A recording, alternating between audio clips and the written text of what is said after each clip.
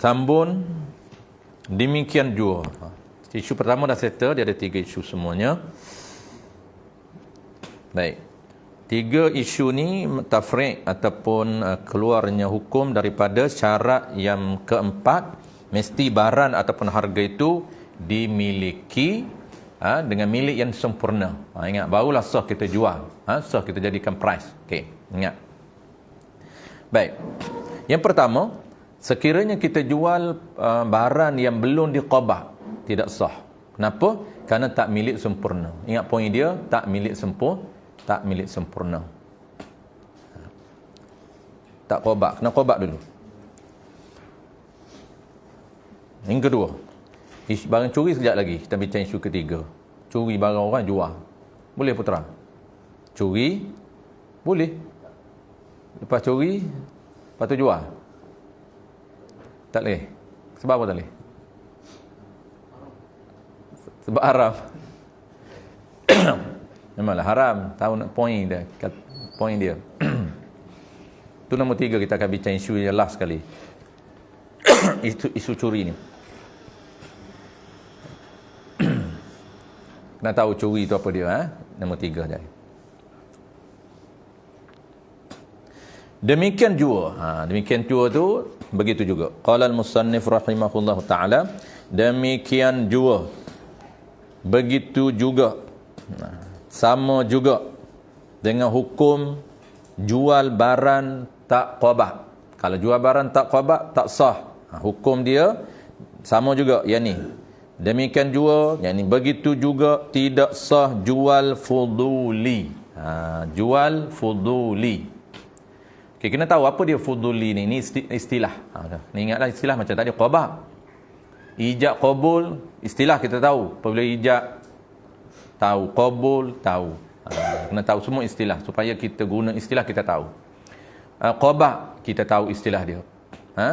Mu'atah kita tahu istilah dia. Jual mu'atah. Ni pula jual fuduli. Okey, jual fuduli ni bahasa syarak dulu. Kemudian kita bincang bahasa Arab. Bahasa Arab ni mudah je. Syarak ni apabila sebut fuduli merujuk kepada apa?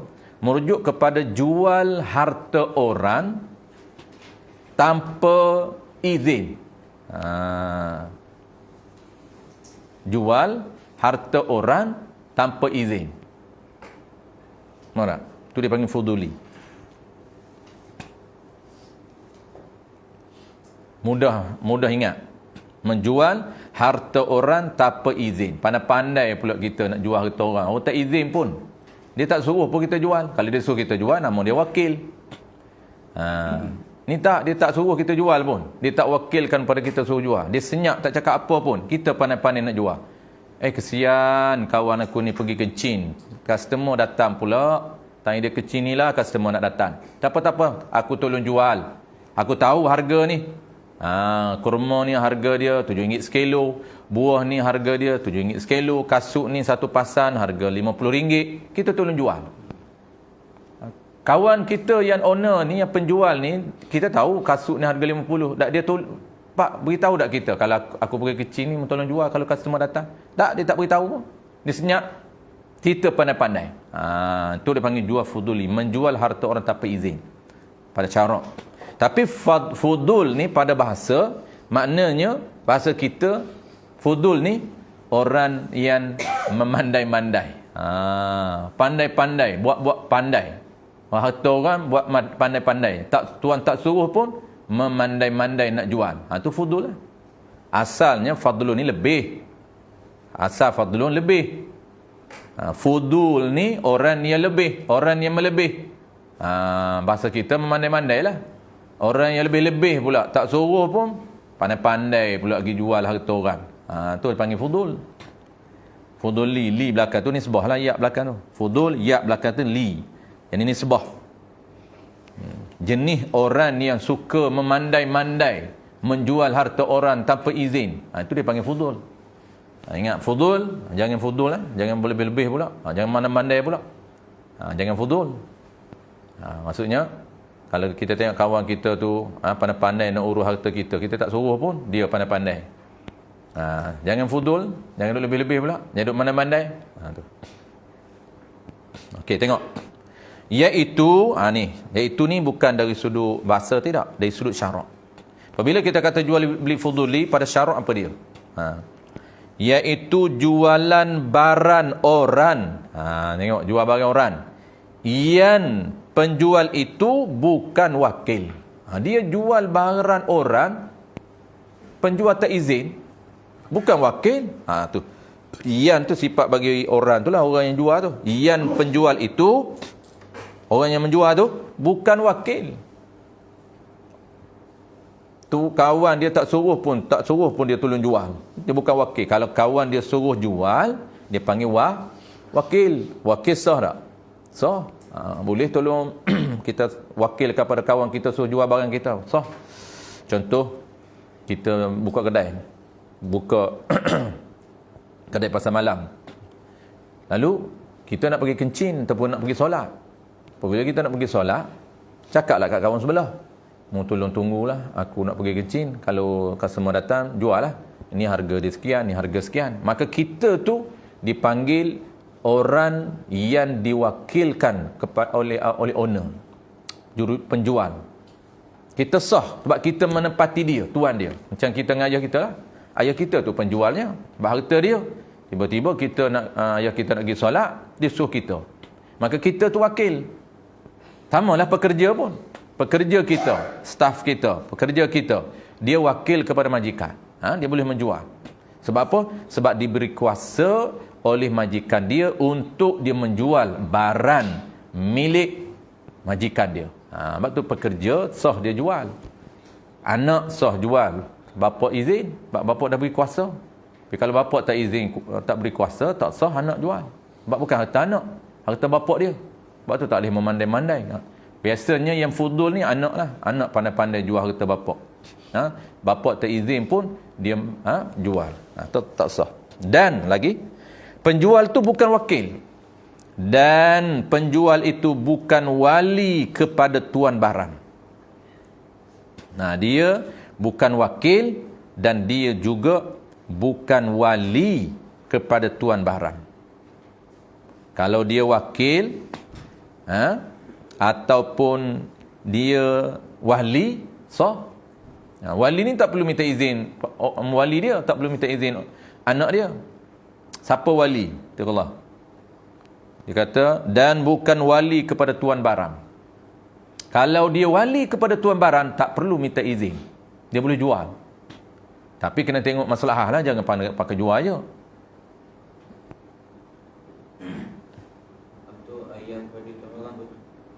Yalah, maksudnya wali apa ni? Wali kepada tuan barang. Wali apa? Wali julma. Contoh macam mana wali julma? Nak taswir di sini. Dan bukan wali kepada tuan barang. Maksudnya kalau dia wali sah, tak termasuk fuduli. Ini ni dia bukan wali. Tolong jual harta kawan dia. Tak wali pun. Tapi kalau wali sah. Macam mana tu Allah? Taswir wali sah, wali jual. Tak minta izin anak dia pun. Dan kalau minta izin pun tak terpakai. Macam mana wali? Wali julma ada berapa? Wali di sini maksud wali apa? Wali julma. Okey, wali julma bukan wali nikah. Okey, wali julma contoh. Berapa wali julma? Pertama, bapa ke atas. Yang kedua, ketiga qadi. Baik, contoh. Macam mana nak bagi contoh? Dia jual barang anak dia sah, tak jadi fuduli. Macam mana tu? Bapa jual barang anak sah. Macam mana contoh? Anak tu tak boleh dijual. Bapa tu dia jual harta anak dia menubah dia untuk jaga dan nak bagi rosak kalau tak guna harta tu. Contoh? Macam anak dia ada motor, anak tak balik lagi, dia tak boleh guna motor tu. So bapa dia nak jual motor tu, tak nak bagi rosak. Sebab kalau tak guna, dia tak rosak. Tak guna rosak. Kita dia jual motor tu. Naik ya. Naik tak rosak. Memang rosak. Ini tak nak tak naik dah.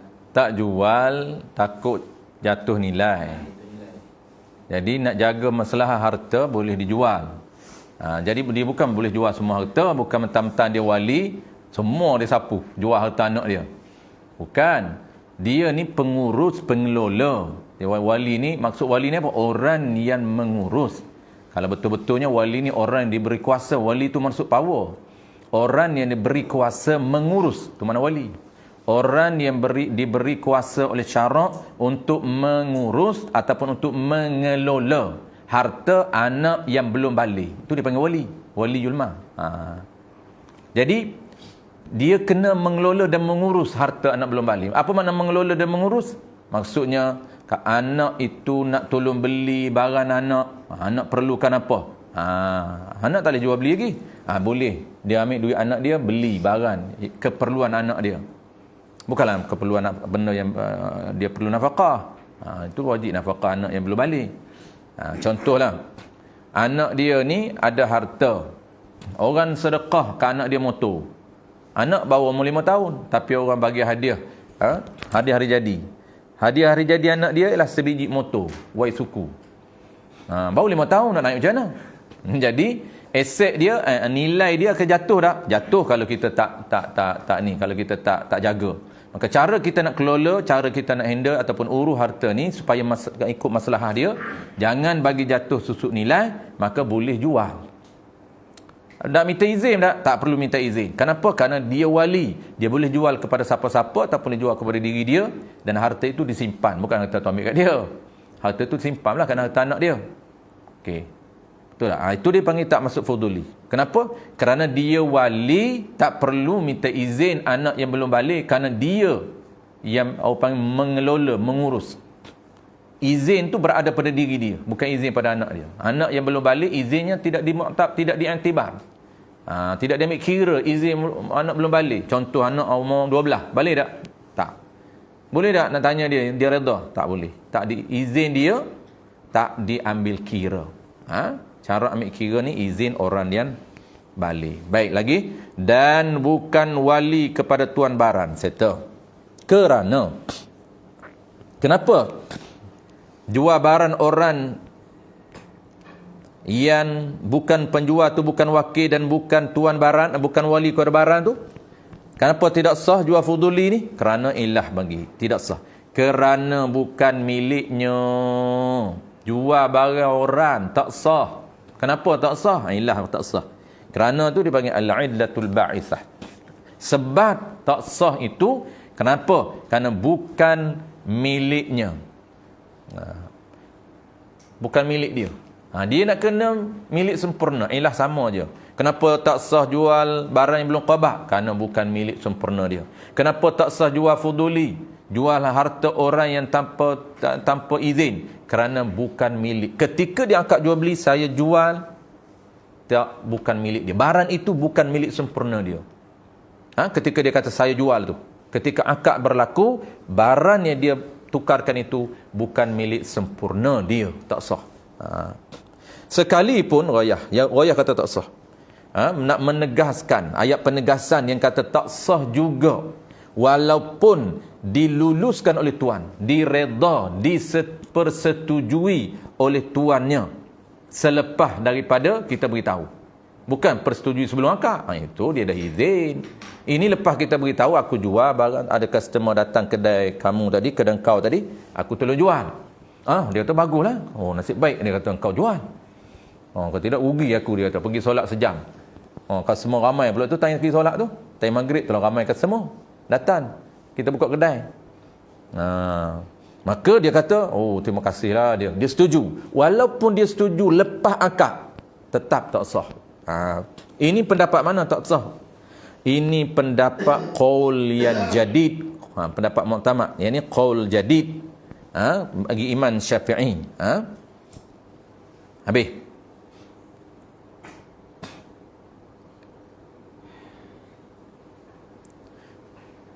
Tetapi ini qaul qadin, pendapat lemah.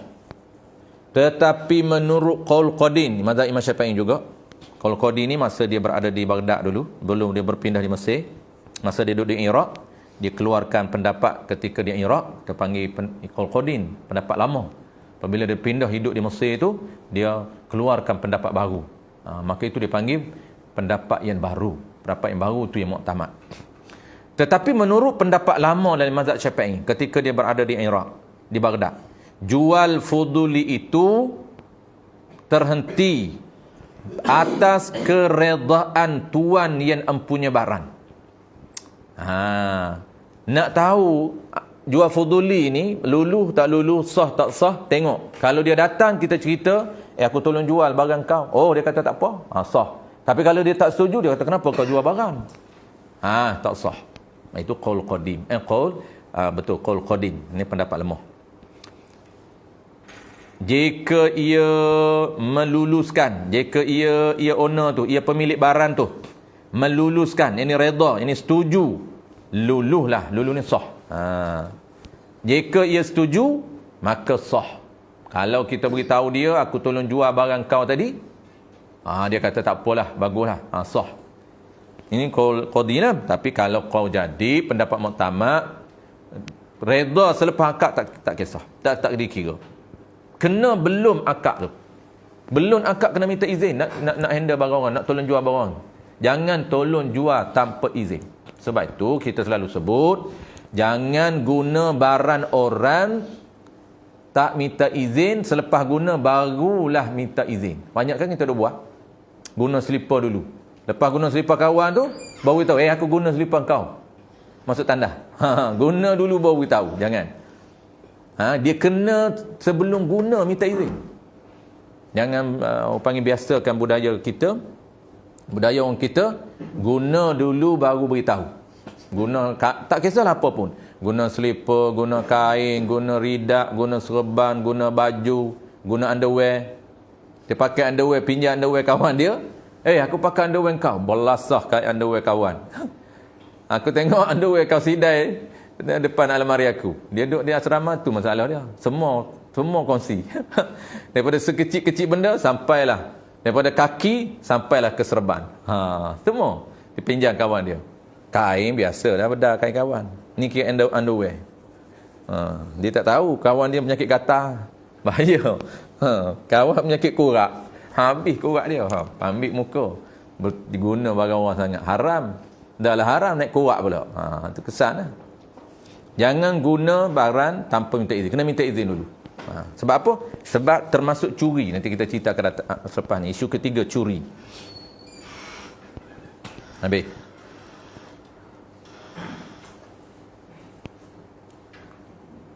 Jika ia meluluskan, luluhlah. Ini sah. Jika ia owner tadi, pembeli, penjual tadi, lulus, setuju, luluhlah, sah. Dan jika ia tidak meluluskan, tidaklah sah. Dan jika ia owner, pemilik barang yang kita jual barang dia tu, tidak meluluskan, tak setuju, jawab dia, tidaklah sah. Tidaklah sah ni jawab bagi jika. Tidaklah sah akad jual beli barang orang yang kita tolong jual. Tu fudul tu. Tu kita panggil jual beli fuduli ni, qaul muktamad tak sah. Setuju tak setuju lepas akad. Tapi qaul dhaif kata, kalaulah penjual itu, owner tu redha, setuju, sah lah. Tu pendapat lemah. Kita kena guna pendapat muktamad. Dipandang dari segi dalil, pendapat ini lebih kuat. Ni dalam apa? Dalam orang panggil apa? Mazhab Syafi'i.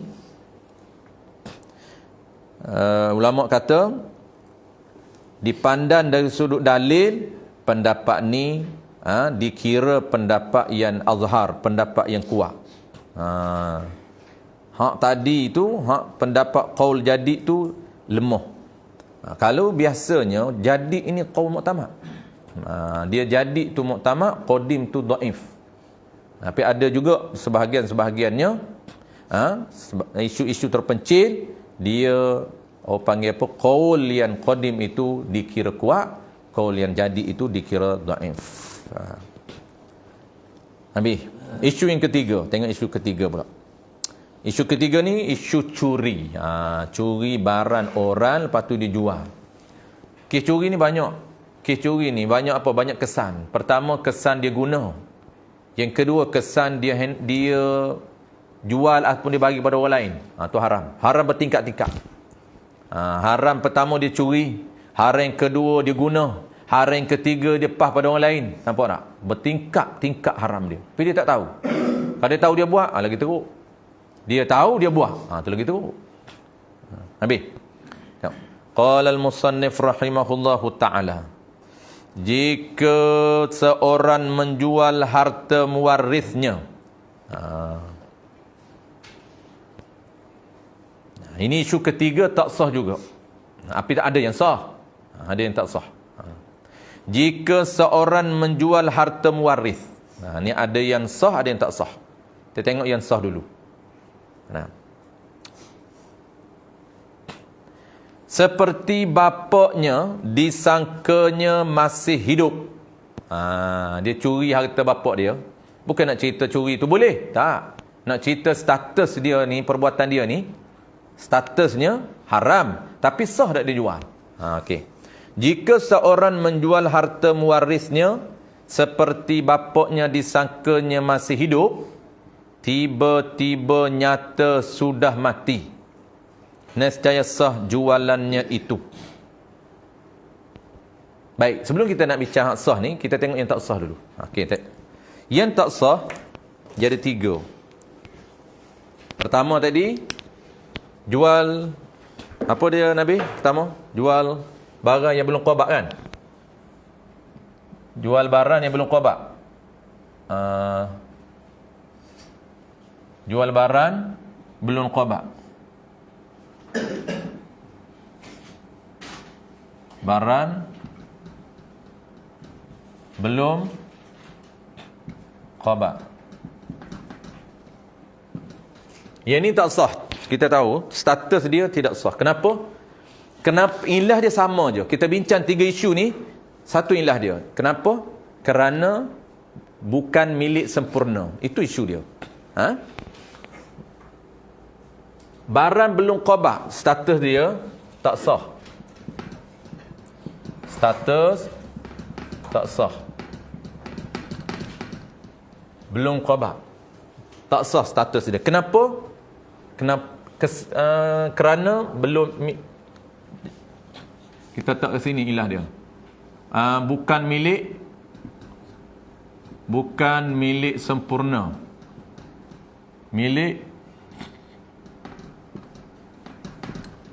Kenapa 3 isu kita nak bincang ni tak sah, bahkan haram, kerana bukan milik sempurna. Poin yang kita bincang ni keempat, nak jual beli mesti milik sempurna. Isu yang pertama, jual barang belum qada. Macam mana contoh nanti Allah? Jual barang belum qada. Boleh jual barang belum qada? Tak boleh. Kalau jual juga tak sah. Tapi macam mana dia punya taswir? Jadi kita belajar fiqh, kena bijak, kena pandai menguasai isu. Kena bijak create isu ataupun menguasai isu. Macam mana isu dia menjual barang yang belum qada, status dia tak sah. Contoh dia, dalam bahasa akademik dipanggil taswir masalah. Macam mana nak buat? Dia beli online. Bukan. Online lain. Dia beli barang, kita ambil barang ni. Tak qada lagi. Dia jual barang tak qada. Dia jual. Dia jual barang tak qada. Tak sah jual barang tak qada. Tak qada lagi dah jual dah. Belum dia qada dia dah jual. Maknanya dia dah ijab qabul. Kan kita ada proses nak milik kan ada 2. Proses pertama ijab qabul. Proses kedua qada. Macam mana contoh? Dia jual barang yang dia tak qada. Maknanya dia mesti follow sistem, cuma tak lengkap sistem dia follow. Sistem pertama tu dia dah ijab qabul, tapi tak complete sistem yang dia follow. Dia jual apa tu? Ada ikan dalam kolam tu. Dia jual semua tapi dia tak ambil apa? Dia tak kira dia apa. Dia tak ambil lagi ikan tu dalam kolam. Dia jual macam tu je. Contoh ada 2 ekor dalam kolam, dia jual 2 ekor tu dekat penjual, tapi dia tak ambil ikan tu. Dia terus jual macam tu je. Dia tak dapat lagi ikan. Itu tak sah. Tak sah jual ikan dalam kolam. Macam mana? Yang Ustaz cakap kat cashier. Yang dia beli, dia dah ijab kabul lah. Cashier, lepas tu tiba-tiba member datang. Member dia nak beli barang tu, dia belum kobat lagi barang tu. Lepas tu dia kata, pergi ambil barang tu, aku jual kat kau, aku barang cashier. Macam tu lah. Macam itulah. Kalau jual ikan dalam kolam, ikan tu duduk dalam kolam 20 ekor. Nampak ikan tu 20 ekor. Tapi kita jual tanpa kita ambil. Itu bukan masuk dalam poin tak sempurna qada, bukan. Itu masuk dalam poin nombor 3, tak mampu nak serah. Dia ikan dalam kolam tu, kalaulah dia mampu serah, maksudnya dia mampu ambil, penjual boleh ambil, sah. Dia boleh ambil, dia mudah je nak ambil. Sebab ikan kolam pun tak besar sangat, kolam kecil. Dia boleh tangkap. Nampak 20 ekor, nampak 20 ekor. Mudah nak ambil? Mudah. Itu kita belajar bulan lepas. Daripada qadrut taslin. Mampu untuk serah ikan tu. Jual beli ikan dalam telaga tak sah sekira tak mampu nak serah. Tak mampu nak serah dengan mudah. Jadi contoh, jual beli barang yang belum diqabad, dia dah ada ijab kabul. Aku jual lah nasi ni, satu bungkus ni dengan harga RM1. Dah kat jual beli dah bayar dah. Barang tu dia belum qabad. Dia tak ambil lagi nasi tu. Tiba-tiba kawan dia nak, kawan dia kata, aku tak makan nasi lagi, lapar lah. Aku beli. Tapi aku tak qabad lagi, aku tak ambil lagi depan cashier. Pergi ambil lah. Aku jual RM1 je. Dia kat jual beli barang yang dia belum qabad. Tak sah. Dia kena pegang dulu. Nampak tak? Okey. Yama tadi. Okey, barang belum qabad. Settle. Banyak lagi lah contoh lain. Tu satu contoh saja. Kiaslah contoh lain. Yang belum dipegang lagi dia dijual. Ijab qabul dah. Belum pegang. Contohlah. Kereta. Dah jual dah kereta kita. Tapi tak qabad lagi. Walaupun dia ambil kunci. Tapi tak qabad lagi. Tak pindah lagi. Masih duduk di kedai owner tu.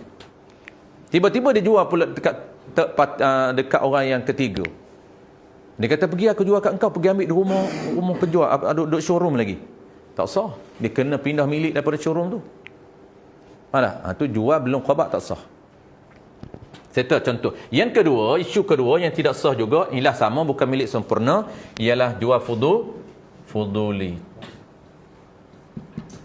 Arsyad, apa dia jual fuduli? Pak saya tak ingat.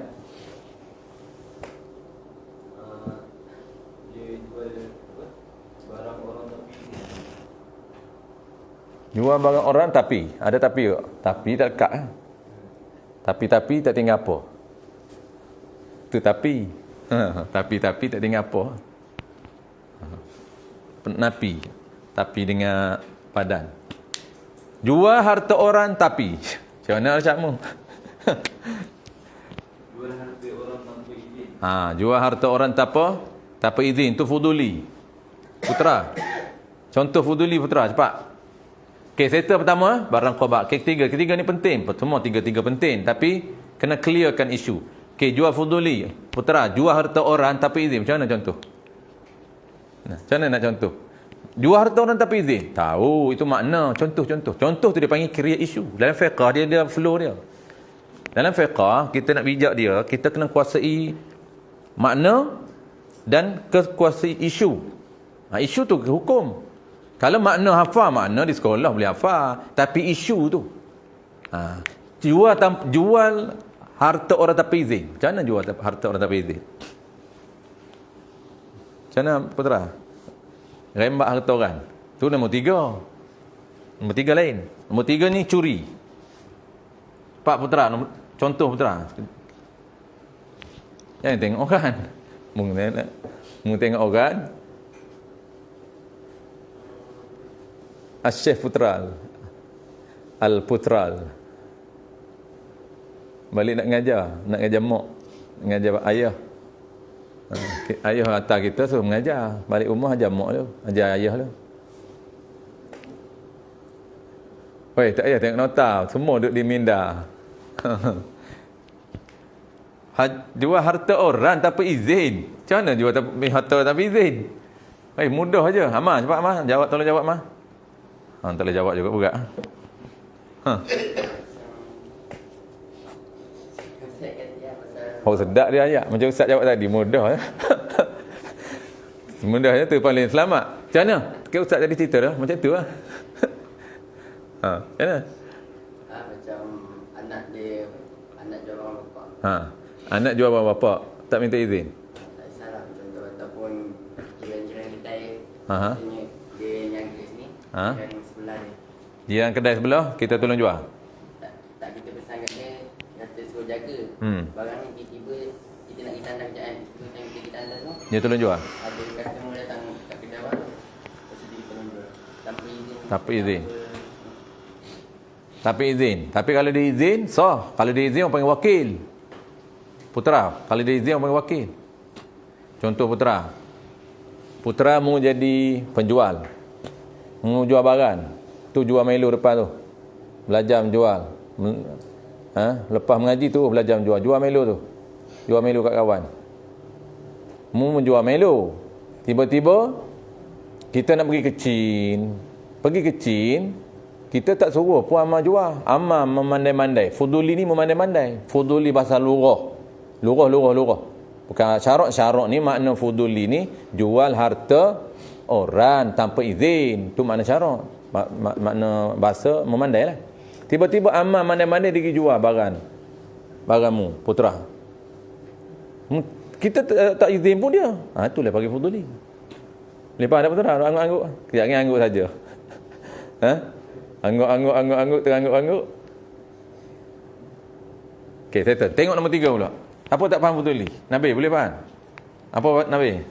Siapa yang faham? Ustaz ke Nabil? Faham Ustaz? Tak payah cerita tu. Okey, nombor 3. Nombor 3 ni, isu ketiga. Sama, ilah dia sama tau. Ilah dia ni je. Ni ilah dia. Bukan milik sempurna. Isu yang ketiga apa dia? Isu yang ketiga ialah tak sah ni curi. Kes curi. Isu mencuri. Dia panggil jual barang yang dicuri.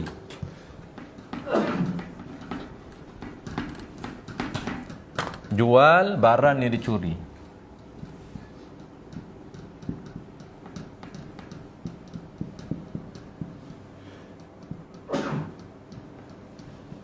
Okey, jual barang yang dicuri. 3 isu. Jadi, kita curi barang, kemudian jual barang yang dicuri. Tidak sah. Kenapa tak sah? Inilah dia. Barang itu bukan milik penjual. Sebab barang itu curi. Dia curi barang, tetap status bukan milik dia. Tetap milik owner. Milik dia, wajib dia kena hantar. Wajib hantar.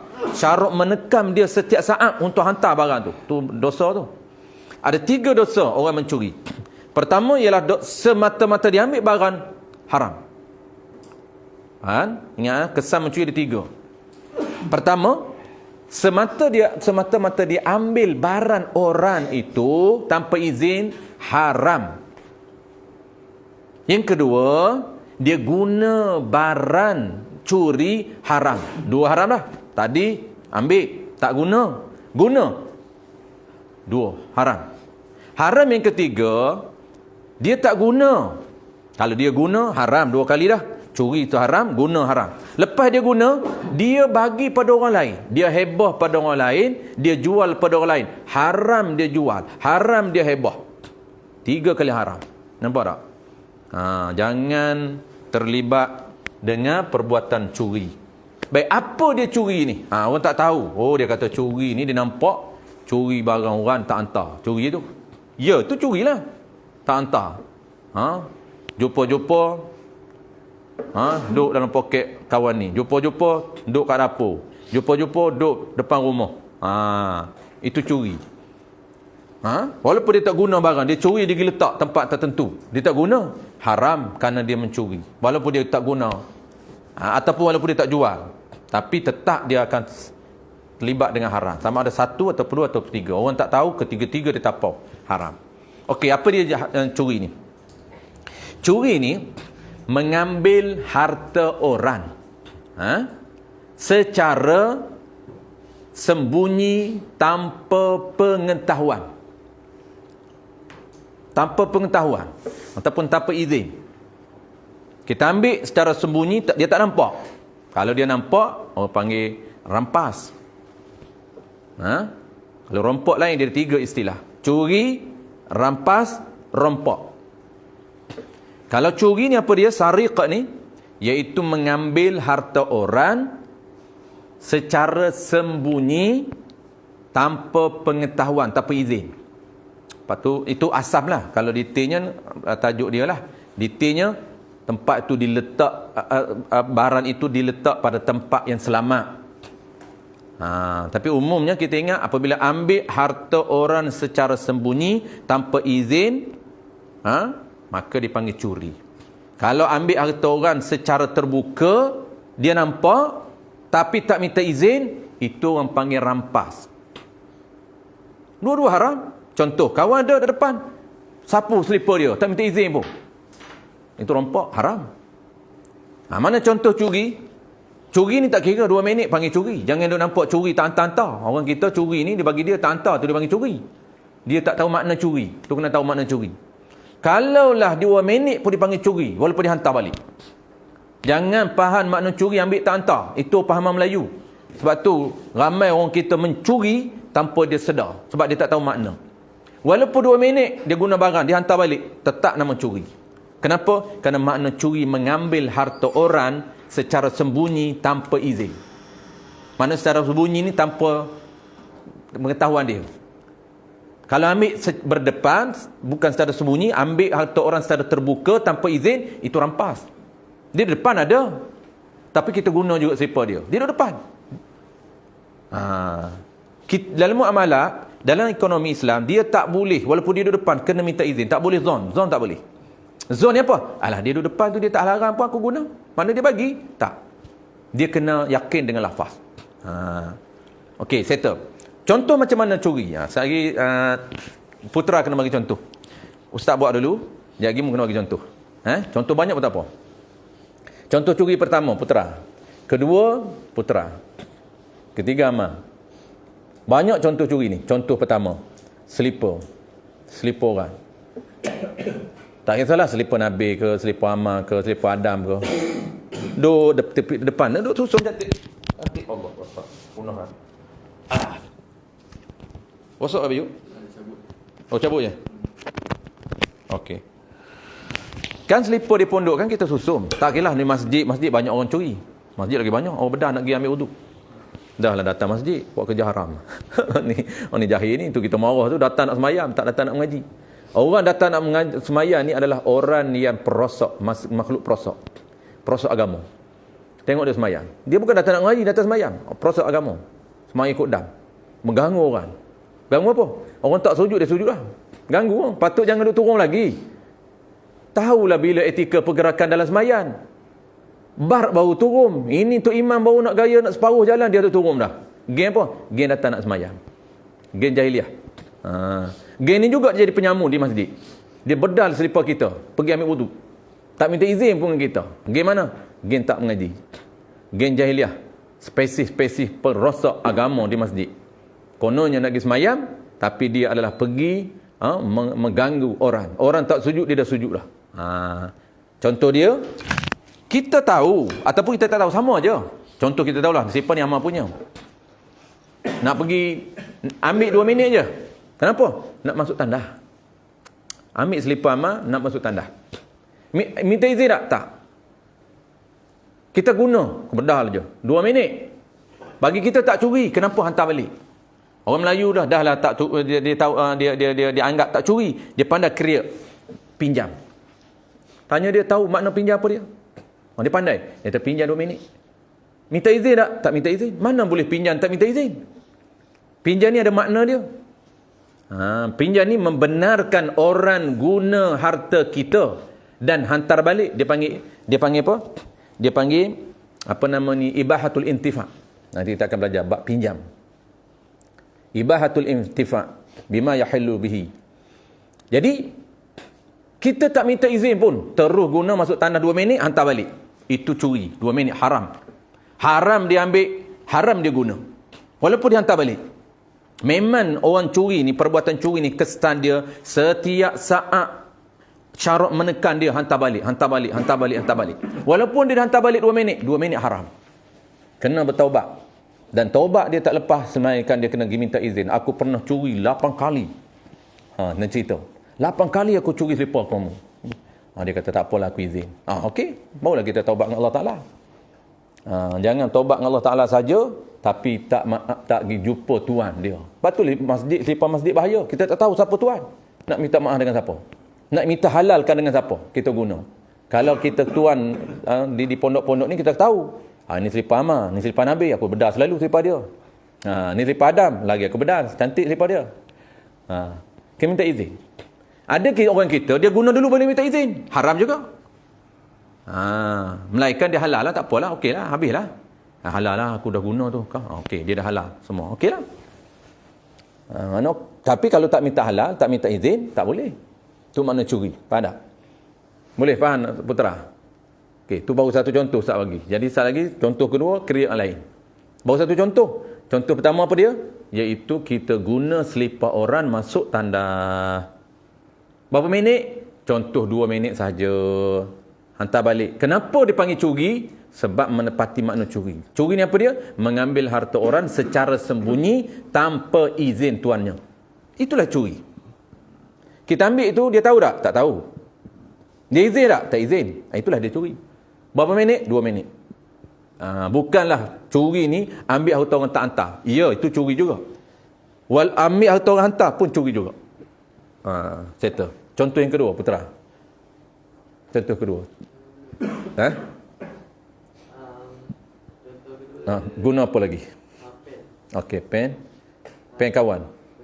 Dia ambil kat loker. Dia ambil dah loker. Lepas tu dia bedal. Lepas tu dia bedal lah. Guna dia gelas kan. Lepas tu dah gelas tu dia letak situ balik. Dia set itu balik. Okey, pen. Okey, contoh bagus. Contoh kedua. Okey, sebelum contoh ketiga amal. Okey, pen ni bagus.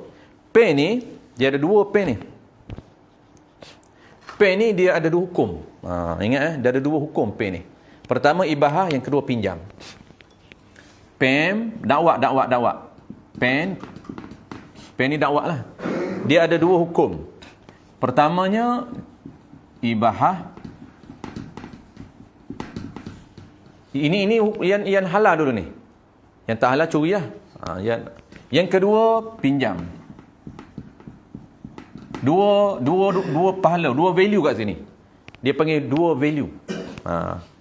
2 PV dia panggil. Point value. Dia MW ni dia PV lah. PV point value dengan pahala value. Kat sini dia ada 2 pahala. Value pertama adalah pahala ibahah. Value kedua ialah pahala pinjam. Pen. Yang mana pinjam? Mana tu kalau tak ada dah. Yang mana pinjam ada pen sebatang ni? Okey, pen ni. Ni benda yang kecil-kecil ni. Kalau tak belajar tak perasan. Benda kecil ni, contoh yang halal dulu, Putera. Sebelum dia curi. Tadi contoh Putera dia curi kan. Biar nampak yang halal dulu. Okey, nak dapat pahala. Kita bagi pinjam pen. Pen boleh pinjam tak? Boleh. Sah tak pen pinjam? Sah. Tapi ingat, ada yang tak sah pinjam, ada yang sah pinjam. Pinjam ini dia panggil intifa, dia panggil apa? Dia panggil ibahatul intifa. Iaitu kita membenarkan orang mengambil manfaat barang kita dan hantar balik. Sebab tu tidak sah memberi pinjam barang yang hilang. Maksudnya barang yang zatnya berkurang. Tak boleh pinjam. Tak boleh bagi pinjam. Apa dia contoh Putera? Kita bagi pinjam tapi benda tu hilang. Ubat gigi. Ubat gigi tak boleh bagi pinjam. Sebab apa? Sebab dia guna hilang ubat gigi kita. Separuh habis. Mana boleh bagi pinjam? Bagi pinjam kena hantar balik. Sebab tu dia panggil ibahatul intifa. Memberi, mengizin, membenarkan orang lain guna manfaat. Ibahatul intifa. Bima yahillu bihi. Barang yang boleh digunakan. Manfaat, dia guna manfaat saja. Tapi kena hantar balik barang tu. Kalau dia guna barang tu hilang, tak boleh pinjam. Ubat gigi tak boleh pinjam. Kenapa? Kerana dia hilang. Batu pengasah tak boleh pinjam. Asah makin kecil, maka asah makin hilang. Lilin tak boleh pinjam. Lilin bakar, habis, hangus, hancur. Tak boleh pinjam lilin. Lepas tu nak buat macam mana? Ada peruntukan syarat kriak dah. peruntukan dia ibahah. Ibahah ni apa dia? Membenarkan orang lain menggunakan harta kita. Tak perlu hantar balik. Kenapa? Memang kita benar dia guna harta kita. Tapi kalau pinjam, kita benar dia guna barang kita, benar guna apa? Manfaat, benefit, hantar balik barang. Maka pen dia ada dua. Pen ini, kita ibahahnya ialah dakwah. Dakwah tak boleh pinjam. Tak sah pinjam dakwah. Sebab apa? Sebab dakwah dia hilang. Dakwah dia hilang. Tak boleh pinjam dakwah. Ni, separuh kita bagi kawan kita, separuh, dia bedah separuh. Penuh lagi, dia menulis separuh habis. Dia hantar balik separuh. Maknanya, dia guna separuh. Pinjam? Tak. Itu ibahah. Ingat, kalau pen, dakwah dia ibahah dan batan itu hantar balik. Pinjam. Pinjam ialah batan. Bolpen ni kena hantar balik. Faham tak? Makna hantar balik batan kosong, dakwah habis. Dakwah tu ibahah, batan pen hantar balik. Kenapa? Kerana pinjam. Boleh? Ini dalam pen dia ada dua lah. Kalau pen itu kita bagi dakwah saja, dakwah tu ibahah, pen itu dia hantar balik. Bukan maknanya pen ini ibahah. Maknanya kalau ibahah terus ambil je lah pen tu. Guna pen tu. Dia bagi kat kita terus. Baik, settle. Contoh putera, dia kata curi, ada orang seloka longkar, ambil dan loka dia, curi pen. Maknanya tak pinjam, tak minta pinjam, curi pen. Dia guna. Tu haram lah. Termasuk curi. Okey, contoh ketiga. Nak sah. Yang dalam kitab kita dia bagi yang sah. Belum baca kitab. Dalam kitab tu sah, ada curi yang sah, tapi haram juga, cuma sah dia jual. Tapi contoh kita ni faham dulu, nombor 3, jual barang yang dicuri yang tidak sah ni. Barulah faham dalam kitab tu. Dalam kitab tu sah. Okey. Aman, nombor 3. Ada tak contoh curi lain? Tadi slipper dah. Pen, putera kata pen, curi pen dah. Ada lagi tak curi lain daripada tu? Curi apa lagi? Tak nampak? Tahulah curi barang, contohlah barang apa? Putera bagi contoh pen. Curi apa lagi? Yang praktikal. Curi underwear. Curi apa lagi? Agak-agak di pondok. Sabun curi ke? Sabun curi. Sabun tu boleh masuk ibahah ke apa? Sabun dalam, masuk dalam apa? Sabun. Ibahah ke? Pinjam ke? Ibahah. Pak sabun tak boleh dipinjam. Ubat gigi tak boleh diberi pinjam. Kena ibahah. Maksud ibahah ni kita letak dalam bilik tak mandi, kita ibahah. Siapa-siapa nak guna sabun kita boleh. Tak haram. Tapi kalau dia tak ibahah, dia letak dalam bilik mandi, haram guna tanpa izin. Guna sabun kawan yang kita tak tahu dia ibahah, tak tahu dia bagi pinjam, tak boleh guna. Kena tanya. Tanya dulu, sabun ni siapa ni? Oh, Nabi punya. Aku nak guna, boleh tak? Boleh. Dan nak guna pula, kena minta izin jelas lah. Aku guna separuh botol. Ini minta izin. Guna dia pun izin lah. Izin maksudnya, guna biasa lah. Tapi dia bedah siapa? Separuh botol dia habis. Itu haram. Tu mengaji payah nak dapat buat kerja haram. Cara nak lari balik je kerja. Buat kerja haram tak betul. Kena jaga. Benda-benda kecil ni kena jaga. Kita mengajar muamalah, kena jaga. Beramal bermula di sekolah. Okey, settle Contoh ketiga. Okey. Contoh jual barang yang dicuri. Banyaklah popular hari ni. Kan ada ni hari ni orang mencuri handset ni kan? Dia jual murah-murah kat kita. Tak boleh. Tak sah. Kalau jual beli barang terlah. Okey, curi settle. Okey, kalau jual beli barang yang dirampas, boleh tak terlah? Jual beli barang curi tak sah. Dia ada 3 terma kan? Curi, rampas, rompak. 3 tu haram hukum dia. Dan tak jadi milik perampas. Tak jadi milik perompak. Tak jadi milik pencuri. Haram dia jual. Kita rampas harta orang. Rampas ni bukan curi lah. Rampas saya terbuka lah. Tak dapat bayar hutang, kita rampas. Dia berhutang dengan kita kereta. Contohlah. Dia berhutang dengan kita. Dia jual beli hutan. tak dapat bayar hutan, jual beli hutan, tak dapat bayar, kita pun rampas kereta dia. Kemudian kita jual. Boleh tak? Terlah. Jual harta yang dirampas. Tak sah. Kenapa? Kerana bukan milik penjual. Tak kisahlah dia rampas kereta dia jual, tak sah. Dia rampas gandum dia jual, tak sah. Harta-harta dirampas itu tak boleh dijual. Baik, okey. Tiga ni kita dah faham. Ada satu lagi isu pengecualian di bawah tu. Tengok dia kata apa? Jika penjual, ini yang sah ni. Jika seorang menjual harta mewarisnya, ini sah. Kita nak tengok kenapa sah di sini. Tengok. Jika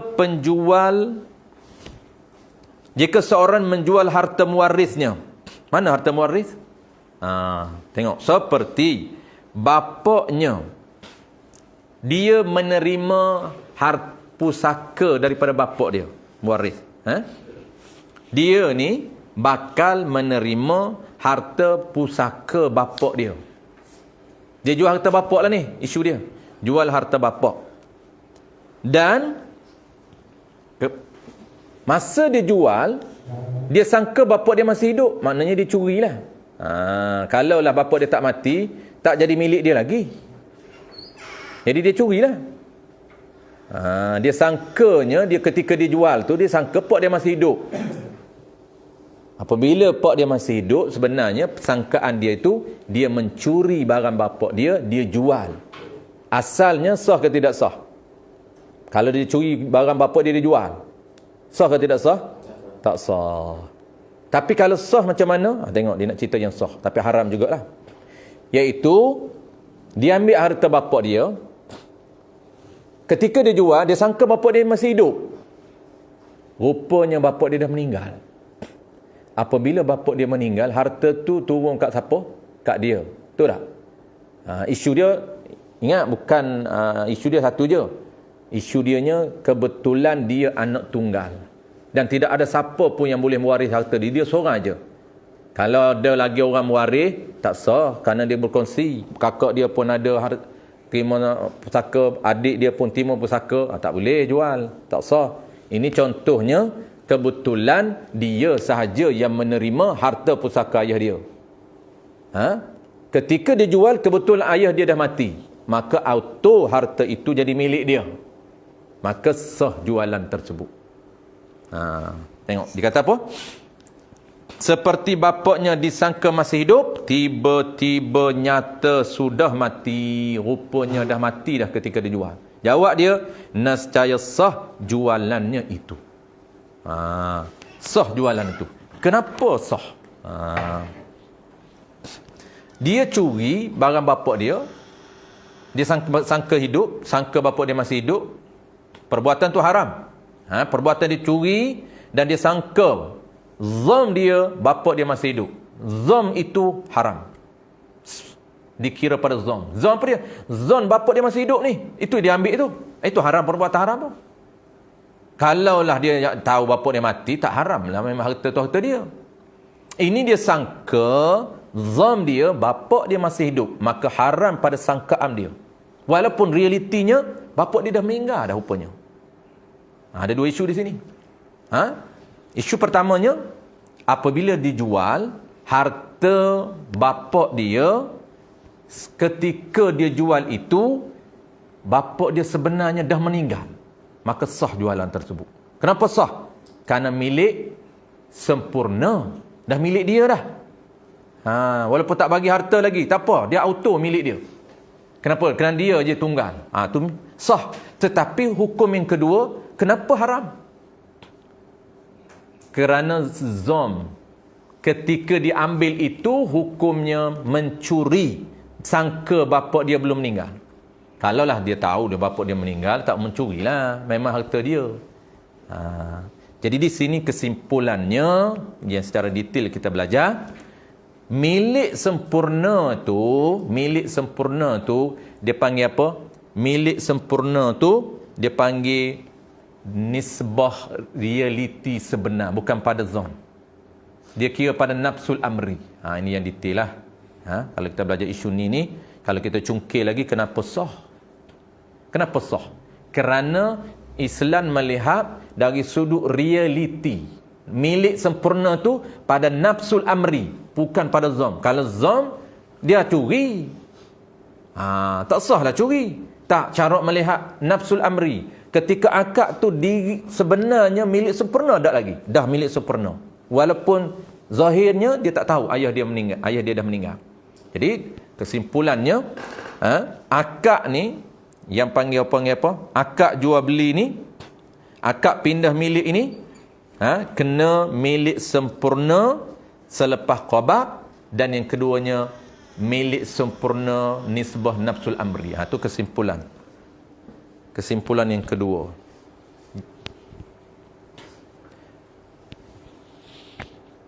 Ni, padan. Kita nak buat kesimpulan sebelum nak ke syarat lain. Syarat lain sebelum kita break Zuhur. Sekejap lagi kita break. Biasa kita break 12.30 ke? 12.30. Okay, kita break 12.30. Sempat lagi setengah jam, kita masuk yang kelima tu sikit lagi.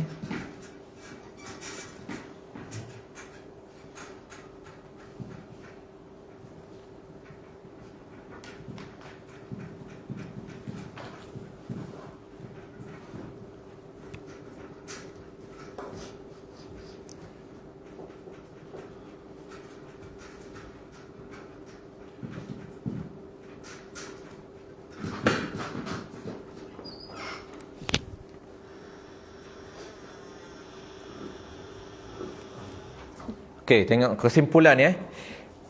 Kesimpulan ni isu, kita tengok isu Kita buat kesimpulan dulu, kemudian kita relate dengan isu.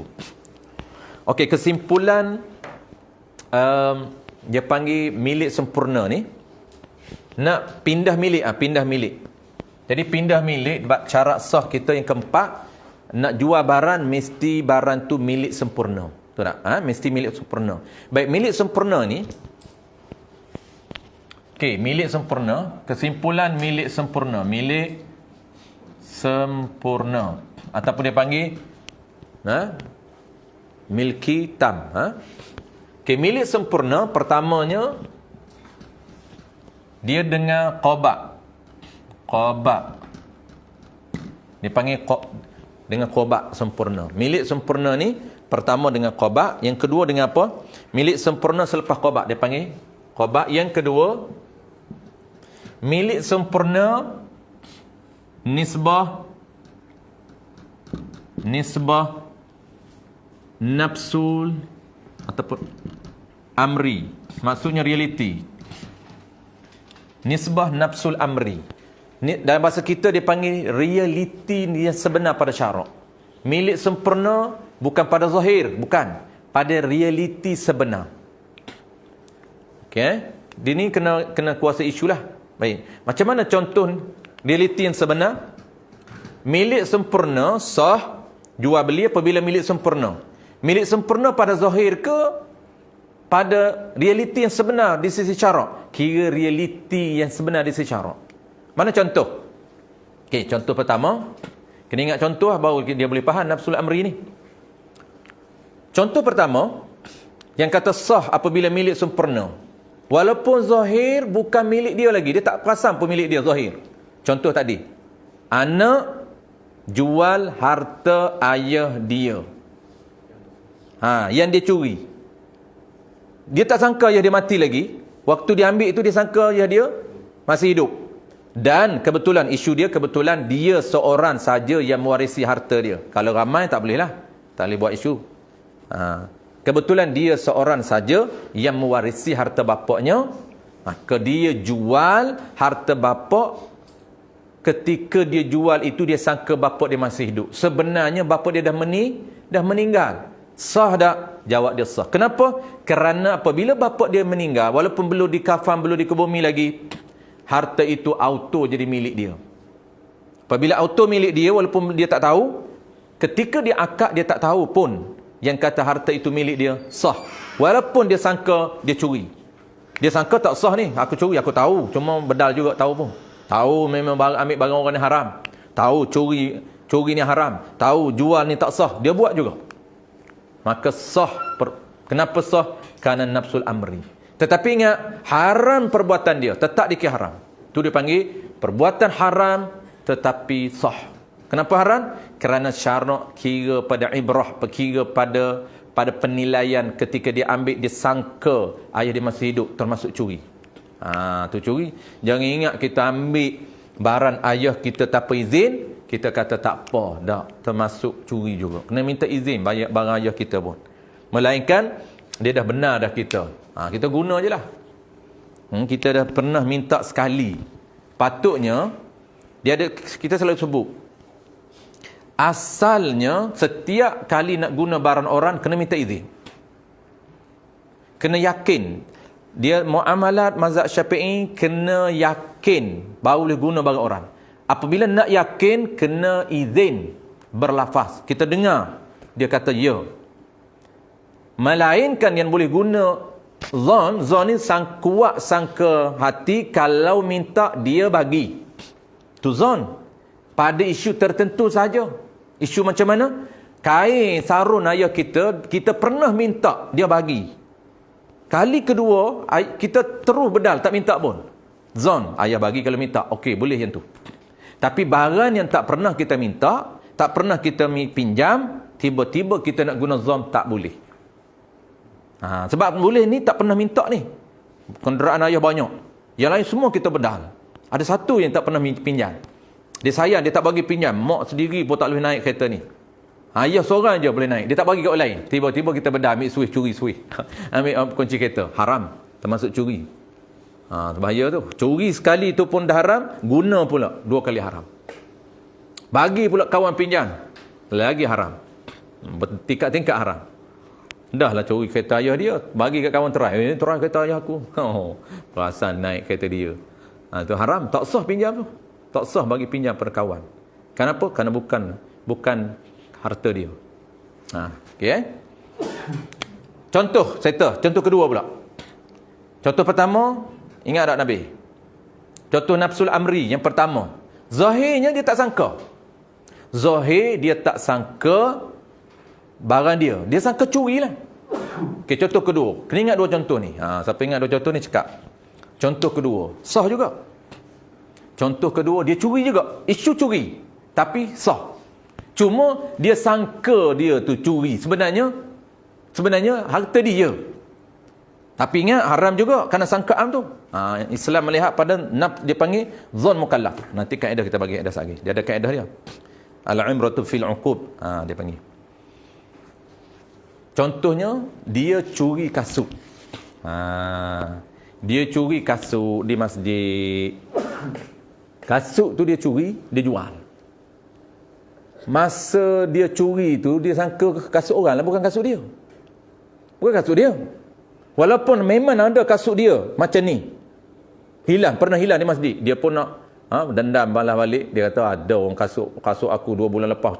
Tak iyan kasut aku kena rembak. Hari ni aku rembak kasut orang pula. Jadi barang dia dicuri, dia pula jadi pencuri. Orang ramai kita buat tu.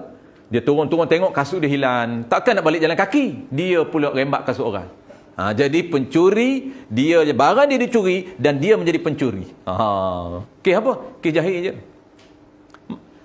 Dan sangka dia kata tak apa, ni tak ada orang nak dah ni. Ambil lah cari hak buruk-buruk lah, dia kata. Hak buruk-buruk tak ada orang nak. Walaupun itu kasut buruk, selipar buruk, bukan selipar masjid. Selipar masjid pun tak boleh bawa balik. Haram. Tetap ada owner, ada pemilik. Jangan ambil. Jalan kaki balik. Jangan pandai-pandai ambil. Jangan jadi pencuri. Kalau kasut kita dicuri. Jalan kaki, apa nak malunya? Ni jalan kaki malu. Jadi pencuri tak malu. Tu pelik ni. Baik jalan kaki. Daripada jadi pencuri, haram. Tu, duduk pakai kasut orang. Haram. Berapa jam haram tu, direkodkan. Haram guna. Kalau balik parking dan balik letak kat tangga, tak pakai dah. Haram juga tu. Haram apa? Haram curi. Tak hantar. Haram kena tak hantar. Haram. Kena hantar balik. Besar ni dosa haram, dosa mencuri ni. Guna pun haram, tak guna pun haram. Kenapa tak guna? Sebab dia kena dituntut. Hantar. Selagi tak hantar, selagi tu haram. Dah hantar dah. Apa? Aku tak hantar tapi ada orang jumpa. Komplot mencuri. Curi barang pondok, letak mana-mana, dah dapat dah jumpa dah barang pondok. Walaupun jumpa, tetap dia haram. Kenapa? Haram curi. Jangan senyum je. Bahaya. Settle.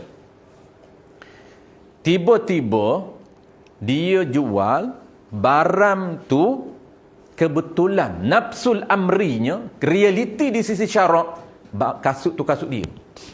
Cuma dia tak perasan. Kasut dia pernah hilang 2 bulan lepas, dia rembak pula kasut orang lain, dia jual kasut tu. Sebenarnya kasut yang dia jual adalah kasut dia. Tuan memang tuan curi tu, tuan duk pakai juga. Tuan yang curi tu bawa pergi masjid lah. Dia dah bedal kasut kita.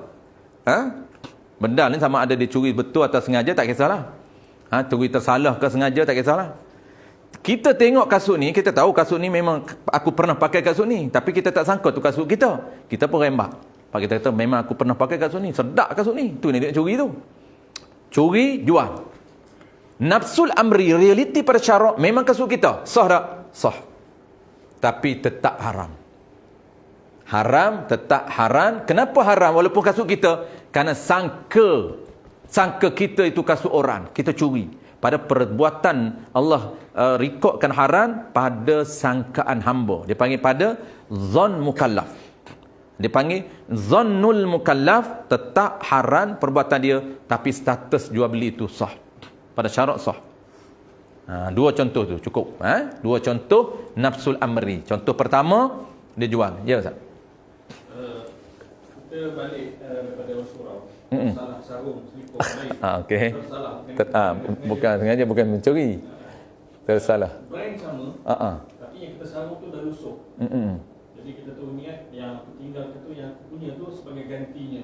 Jadi orang tu akan dapat yang lebih baik daripada hak dia sendiri lah. Okey, tak boleh.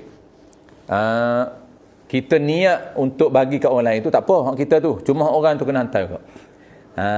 Kita niat boleh. Contohlah, aku niat yang aku punya lebih baik, aku bagi. Okey, settle. Kita. Tetapi harta orang tak boleh. Kita nak zam. Harta orang kita zam. Kita kata aku bagi lebih baik. Yang ni yang dia takkanlah dia tak nak terima yang lebih baik. Tak boleh. Yang harta yang kita tersalah tetap wajib hantar balik. Cuma tak haram. Tersalah ambil tak haram, tapi kesam dia tetap tak boleh guna. Cuma tak haram perbuatan ambil tu. Tapi bila sedar je bukan yang kita punya, maka kita itu tak boleh handle. Tak boleh nak guna, tak boleh nak urus. Wajib hantar balik. Melainkan ada cara dia, ni cara dalam mazhab Syafi'i. Cara dia, kalau aku hantar balik pun tak tahu tuan dia ambil tak ambil. Dah tertukar dah. Ada satu cara, last dia, cara dia apa?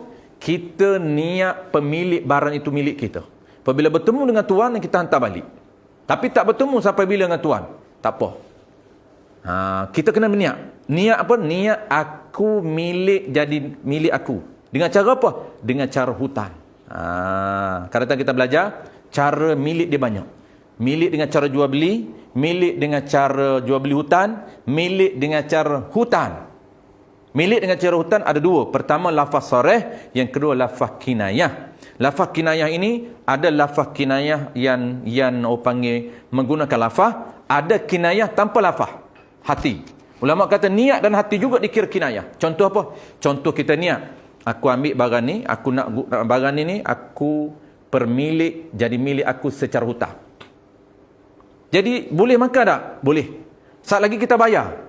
Bayar apa? Bayar hutang yang telah kita makan. Macam duduk di restoran, kita pergi duduk, waiter datang, ambil order, lepas ambil order, sampai order kita tak nak jual beli cash, tak nak bayar tunai, tak nak jual beli hutang, nak dia kira dulu, tak nak leceh. Cara ketiga, kita nak pilih akad hutan. Kita nak berhutan nasi, nak berhutan air. Ni sebelum kita makan, pastikan niat aku permilik air dan nasi ini secara hutan. Pergi di cashier, jawab, saya nak bayar, bolehlah nak sebut hutan, tapi takut dia terkejut, saya nak bayar yang saya makan tadi. Bayar apa? Air dengan nasi Pattaya. Okey, 15 tu niat, bayar apa? Bayar hutan. Jangan niat bayar jual beli. Mana apa jual beli apa, dah berdal dah habis dah, nak jual beli apa mana lagi? Jual beli kena barang ada depan. Habis. Jadi cara dia kalau kita tertukar, tak nak hantar balik ataupun hantar balik orang tak ambil, tak tahu tuan mana, boleh nak guna niat permilik. Kalau guna tanpa tuntut, wajib bayar.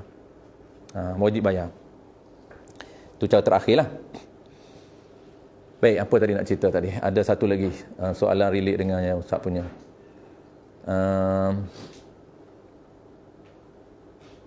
Okey. Yang isunya isu betul lah, samalah isu dia. Saya pernah berlaku, kasut kita sama. Kita masjid, kasut sama dengan kasut kita. Cuma kasut kita ni baru, kasut dia buruk.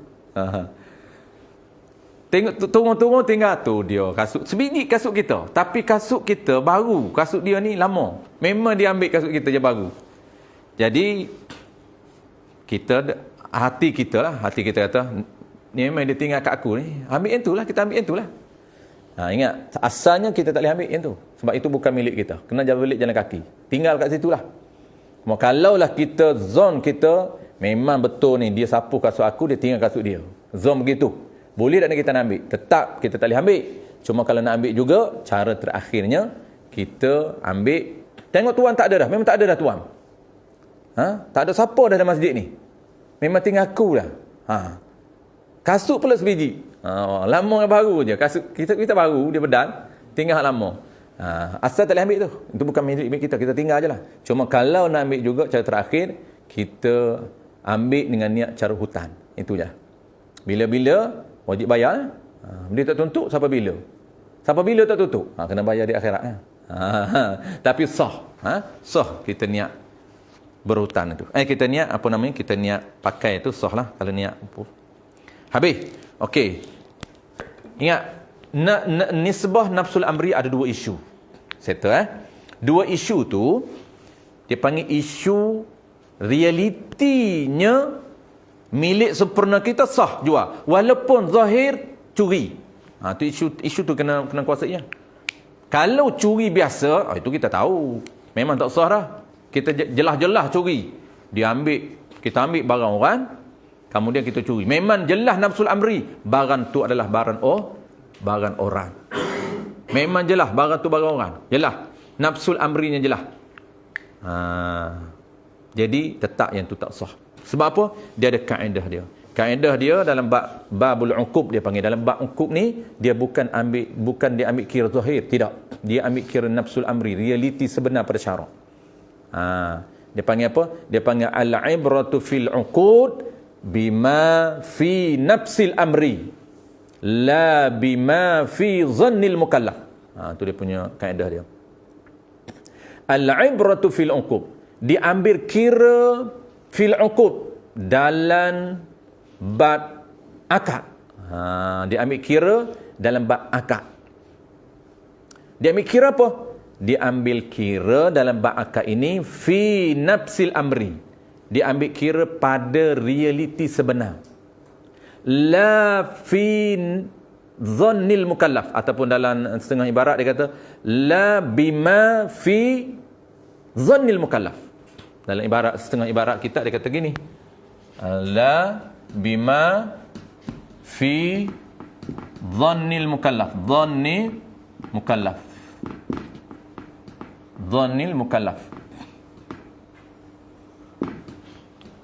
La bima fi dhannil mukallaf. Ada setengah ibarat dia kata la fi dhannil mukallaf terus. Bab al-ibratu fil uqub, diambil kira dalam bab akad. Ambil kira apa? Fi nafsil amri. Dia ambil kira pada realiti sebenar. Bukan pada zahir. Pada zahir tu, maksud dia anggap curi lah. Pada zahir. Rupanya, lembu dia yang dia curi tu adalah lembu ayah dia. Dia curi kena lembu ayah dia. Ayah dia dah meninggal. Lembu dia lah. Pada zahir tak, dia ingat curi. Tapi pada nafsil amri, memang dia. Sah. Itu dipanggil nafsul amri. Tapi Ustaz tanya tadi, kalau tersilap tak haram perbuatan tersilap tu. Tersilap tak haram. Tak termasuk curi lah. Kita sangka selipar kita balik rumah berperasan, selipar orang. Tak haram. Kat rumah saya dulu ada orang panggil pelik unit. Dia bertukar. Anak dia bawa balik rumah. Dia bawa anak orang balik rumah. Bini dia kata, "Ban, kenapa bawa balik anak orang?" Dia kata, "Patutlah duk menangis daripada masjid tadi." Dia pergi masjid. Dia bawa anak dia, baby umur 3-4 tahun. Bawa anak letak tepi. Budak ni biasalah pergi berlari, rata-riti berlari. Dia punya fokus ni tak tahu macam mana. Apabila dia nak balik je, terus dia angkat. Dia heret tangan. Jom, heret tangan. Heret tangan letak atas motor. Menangis lah. Dia pun duk haru. Menangis lah budak ni. Sampai di rumah, bini dia kata, "Ban, anak orang." Oh, patut dia kata menangis. Dia garu sama. Dia duduk sebelah, dia nak garu betih dia. Dia garu betih orang. Kawan-kawan dia kata, "Oi, patut aku garu tak lega-lega." Dia garu gatal, tak hilang gatal. Ni orang ni kita nak tahulah, nak cerita macam mana dia punya fokus ni lagi. Orang macam ni jangan dia pegang bini orang ni bawa lari. Maksud lari ni tertukar bini.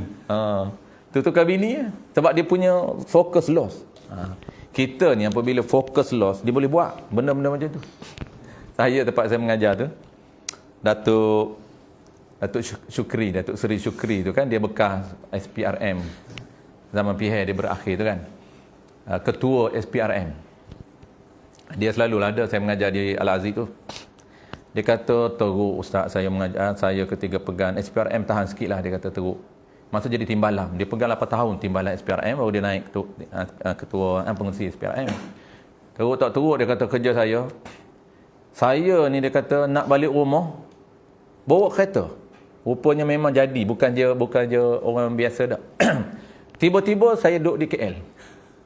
Nak balik rumah Putrajaya ni, dia kata rumah quarters, sampai-sampai di KL. Aku ni KL. Lost punya minda dia. Barulah balik rumah. Dia kata kadang-kadang, satu hari dia kata, balik rumah tu memang selalu, dia kata. Selalu tak sampai di rumah. Sampai kat lain dulu baru sampai di rumah. Dia kata, satu hari, staff saya kata, "Datuk, kenapa Datuk pakai kasut sebelah je?" Dia nak balik, rupanya saya pakai sebelah kasut je. Kasut tak dan sauk, dia kata. Saya kerja, dia kata, saya buka kasut, duduk di pejabat. Nak balik petang, masuk dalam lift, sebelah kasut je saya pakai. Punya loss. Dia kata banyak sangat kerja. Dahsyat. Sebab tu isu, kalau bertukar isteri, tak haram. Macam mana boleh tukar isteri? Jadi apa dia panggil? Wati syubhah. Itulah wati syubhah. Wati tersalah. Sebab tu kalau ambil barang orang tersalah, tak haram. Dia tak panggil curi. Ambil barang orang tersilap. Memang betul tersilap lah ambil. Jangan buat-buat tersilap. Buat-buat tersilap itu haram. Begitu juga guna isteri orang tu pun tersilap. Bukanlah isteri orang. Maksudnya tak kisahlah tersilap perempuan lain. Tak mestinya isteri orang. Perempuan lain tersilap. Tersilap wati orang lain. Maka wati tu tidak dinamakan zina. Dia panggil wati syubhah. Ni wati ada 3. Pertama wati halal melalui akad nikah dan juga melalui hamba. Yang kedua adalah wati haram, zina, tidak melalui akad nikah. Yang ketiga adalah wati syubhah. Haram pun tak, halal pun tak. Halal akad nikah, haram zina. Ni tersilap, tersalah. Apa dia? Hilang fokus. Hilang fokus ni bukan hilang fokus ni, dia memang dia gelojoh sangat. Malam gelojoh malam, ingat bilik orang lain, tilak bilik. Dulu lah hari ni tak ada dah waktu cuba, hari ni zina. Ya. Biasa macam itulah, tersilap kembar, wati orang lain. Ya, si kembar pula senyap. Dia tahu bukan laki dia, senyap. Tetap jadi wati syubhah. Wati syubhah dia kira syubhah belah mana? Bukan belah perempuan. Walaupun perempuan tahu, tapi perempuan senyap. Dia kira belah laki. Fa'in tu dia kira belah laki. Yang syubhahnya adalah laki, bukan perempuan. Walaupun perempuan tahu, tapi dia buat senyap. Habis. Sambung sikit lagi. Nak beri dah kita. Tak ada sambung. Baik, jim. Kita akan sambung jim ni akan datang. Apa dia jim? Selepas break ni. Bahawa penjual dan pembeli mengetahui akan ain barang dan ain harga pada jual belian muayyan. Wallahu alam. InsyaAllah selepas Jumaat ni kita akan sambung balik syarat yang terakhir. Hari ni sempatlah kita habiskan. Cuma bulan depan tu cara melihat lah. Cara melihat tu dia panjang. Kalau sempat hari ni sempatlah. Kalau tak sempat bulan depan. Baru dia masuk riba.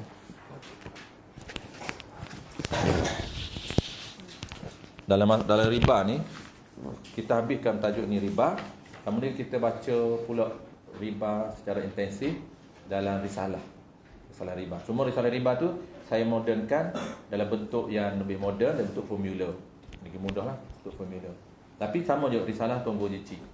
Cuma kita kepilkan dengan formula je. Jadi lagi mantap lah kita punya kepahaman riba. Kita habiskan dulu riba tajuk kita ni.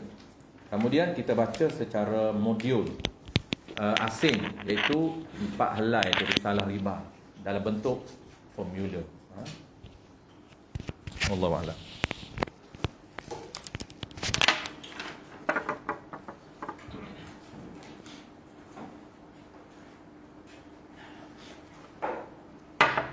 Yang mati syubhat tadi. Dia? Belah perempuan tu jadi betul tadi. Yang mana? Yang mati syubhat. Belah perempuan tak boleh haram. Belah perempuan kalau dia tak tahan, dia tahu tersilap bukan laki dia, tapi dia tak larang. Dia tak beritahu pun haram. Haram kata perempuan. Termasuk setengah ulama kata bukan haram semata-mata je, termasuk zina. Cuma dia panggil syibih zina. Kalau zina betul ni dua-dua kan. Maka haram dia tak berat macam zina.